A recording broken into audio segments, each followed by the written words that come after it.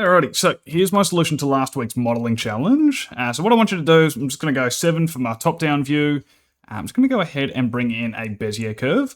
And so we'll tap into edit mode. And so something important here is that we want to make sure that the flow of the curve is going from the right to the left, so going this way. At the moment, by default, Blender 5.0 doesn't seem to show you the direction, or maybe I've just done something wrong.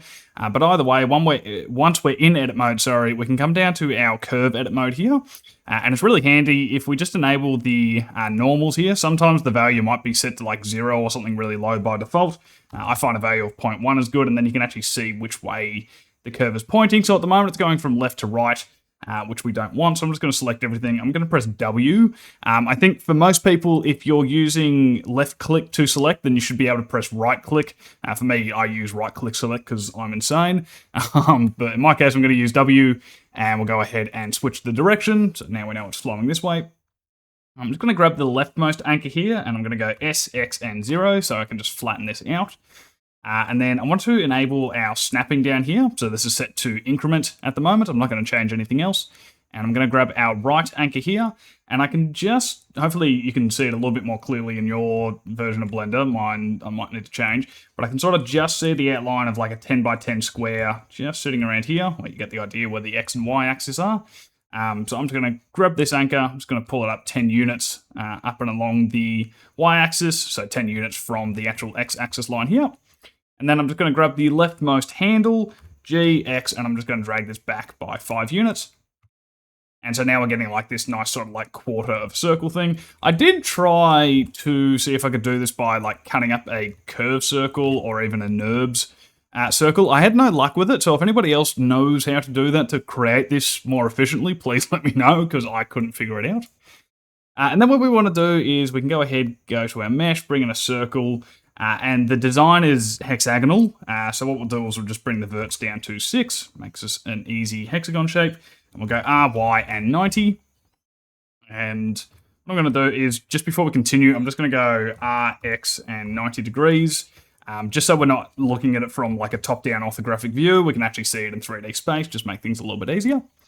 And so with our hexagon, what we can do is let's go to our modifiers, and let's bring in a screw modifier. And I want to change the angle to, let's just change it to 0. I'll actually show you the process of what we're doing here.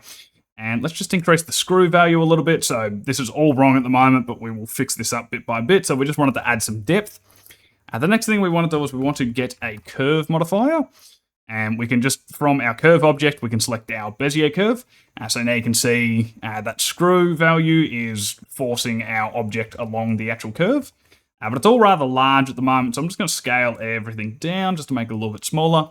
And as you'll notice on my end, my mesh is all red. So if you're not seeing that, that's just because in my overlays, I have face orientation turned on, just so I know when face normals are pointing in the wrong direction. But an easy way to fix this, and just to sort of make it all much more clear as to what we're doing, in the normals property here, we can just flip the normals. So now I can see my matte cap on the outside, and the normals are pointing inwards on the inside, which is what we want.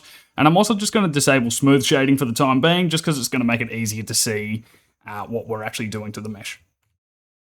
So I want to make sure that the start point here and then the actual end point of our screw modifier are pretty much flush or completely flat or straight. So I'm just going to hold down Shift as I increase this screw value, and I'm just going to eyeball it. I don't need it to be absolutely perfect, but somewhere around here seems to be alright. And your screw value will likely be different because it all is going to depend on how much or how little you've scaled your object. But just as a general rule of thumb, just wait for these two to be flat.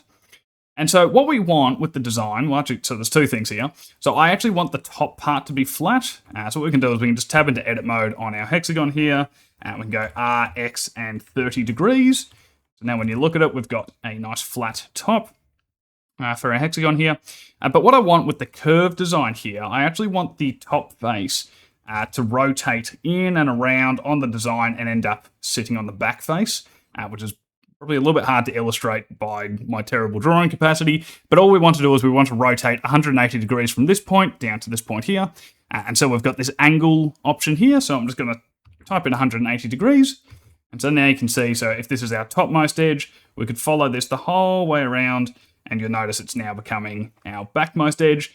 And this is great because this is preserving all of our volume and everything of the sorts. When I was trying to figure this out, I was trying to use the bridge edge loops operation in edit mode, but you lose too much of the volume and it doesn't really work as well. There might be a way to do it, and once again, if you know a way to use that to get this result like this, please let me know, but I found the screw and the curve operation was the best way to go.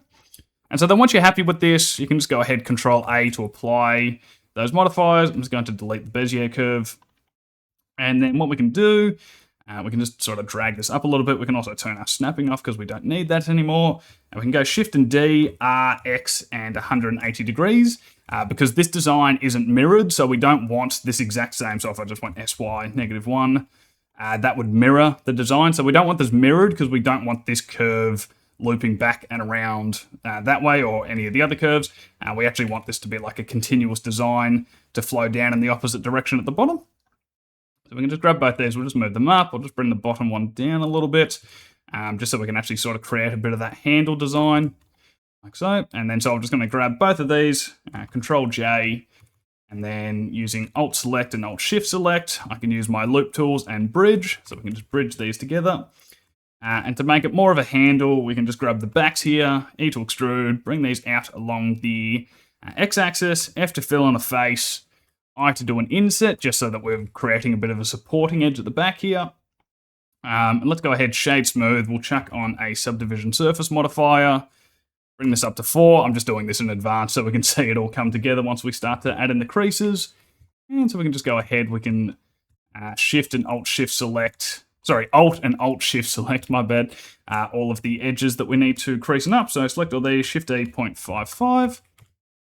And so this is looking pretty good. The only thing that I'm going to change from here, I'm not entirely sure why. I think it's because of the inconsistent edge lengths between these points. But you can kind of see with this matte cap, there's just like a little bit of like a crease point or like a pinch point at the center here.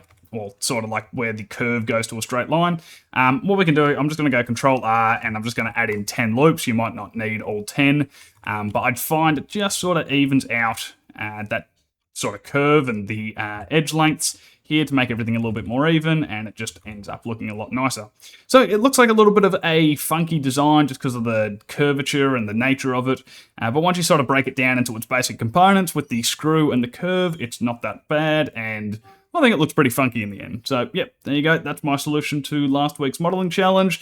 No idea when the next one will be out. I've got a lot of things working on in the background. But yes, there is plenty more good modeling content on the way. So I shall see you all in the next one.